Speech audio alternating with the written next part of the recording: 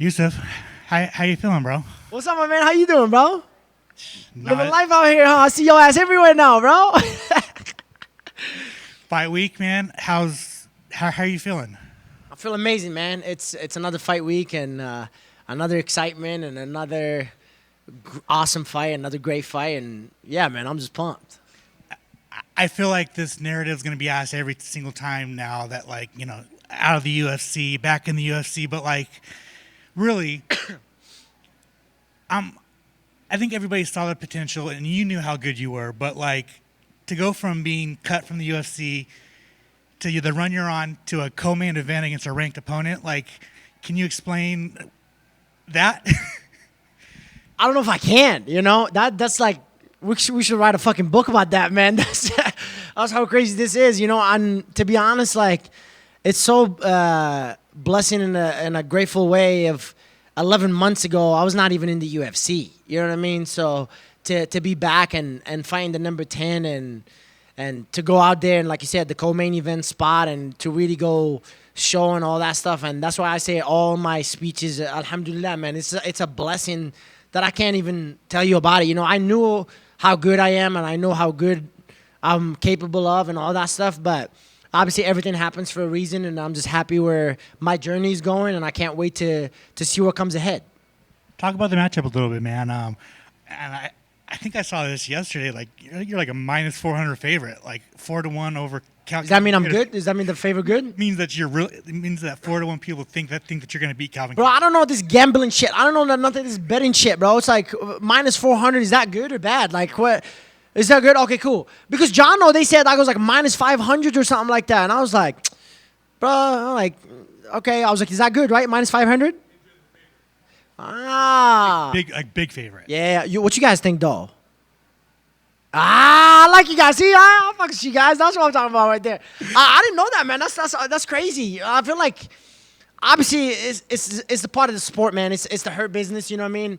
I have nothing but respect for Calvin, man. That's like when I got this fight, I was with David Unama in New York when he fought in New York, and he had an opponent change. And we got there on Tuesday. So as soon as we landed, they were like, "Hey, we found you a new opponent." And then the next day, we were working on the game plan for the new opponent. And I get a call from my manager, and he said, "Hey, February 15th, Calvin Kattar." I say what? I was like, hold on, what'd you say? He said, Calvin Kattar.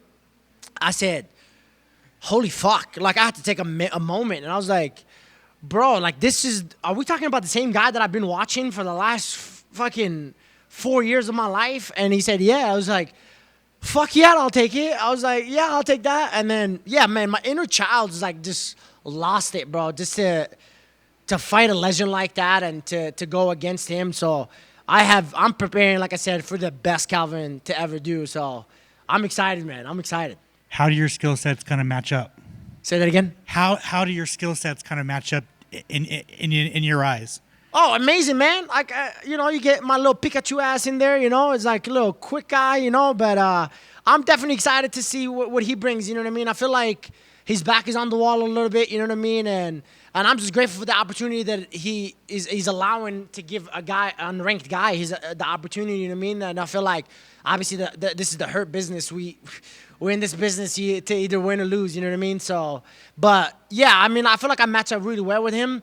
And I think I bring a different IQ than most of these fighters. I really do believe that, and I'm excited to show it on Saturday night.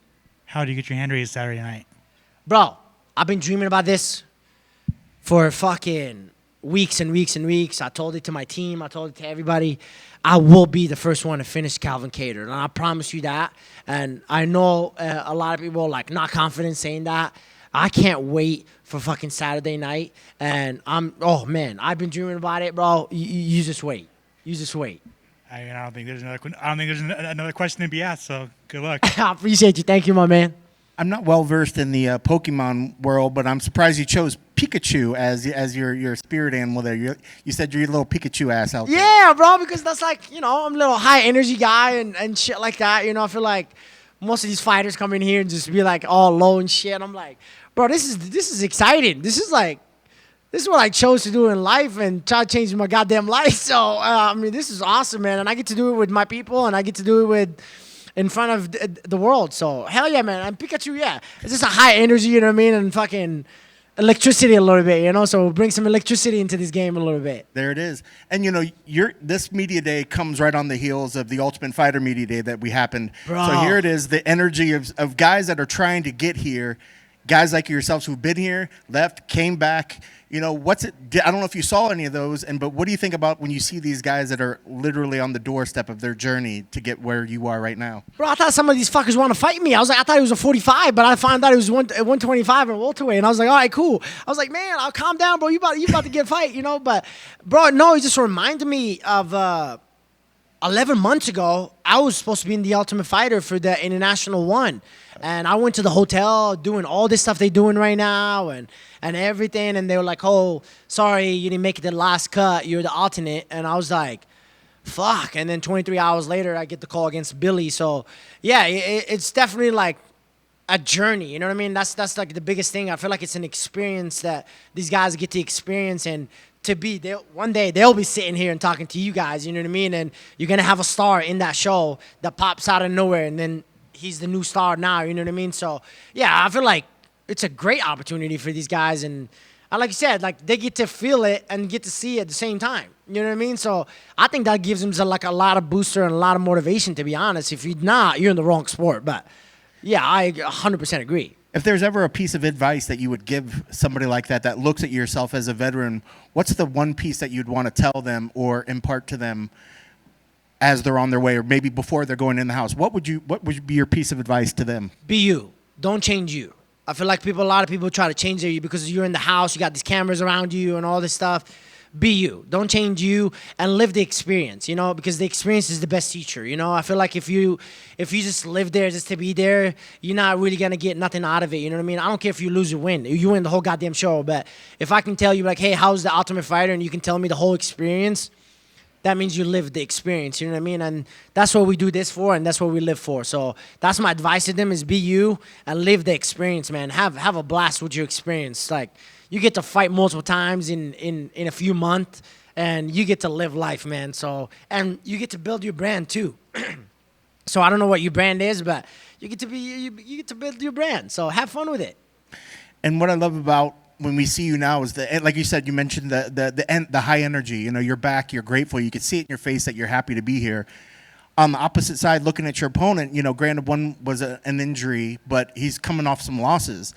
Do you feel that pressure is going to be weighing in on his mind, and can you empathize? You know, have a little empathy of where he's at that current position. Do you think he will come in fighting a little bit differently because of he might be on the doorstep himself? Hey, man, I was there. So I've lost 3 in a row, had a draw. I got kicked out. He's still in the UFC. So for me to like, that's why I said I'm preparing for the best Calvin. I'm preparing for the Calvin that fought Zabit, the Calvin that's like was going for the title contention and all that stuff. I don't know if that's gonna weigh on him. I feel like he's experienced. I think he's been to that. And to the 3 guys that he lost to, man, holy shit, those are not just. Yeah.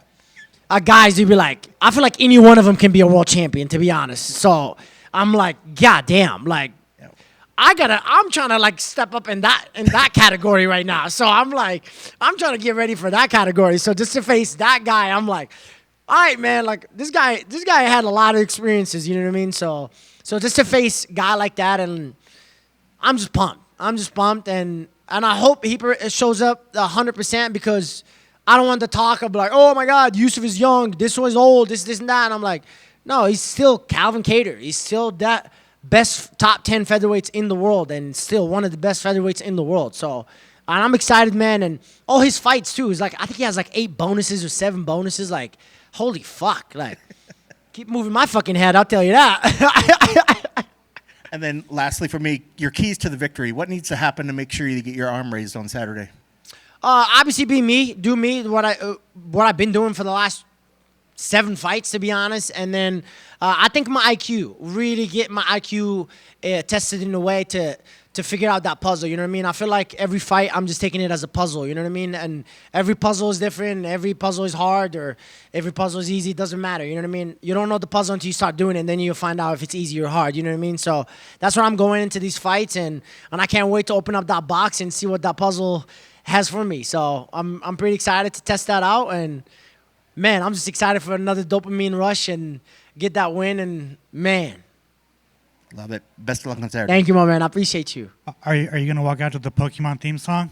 No Pokemon. Drizzy all day, up all night, baby. Come on now.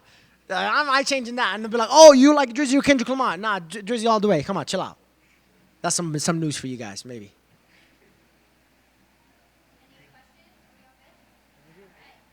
Thank you guys. Appreciate you guys.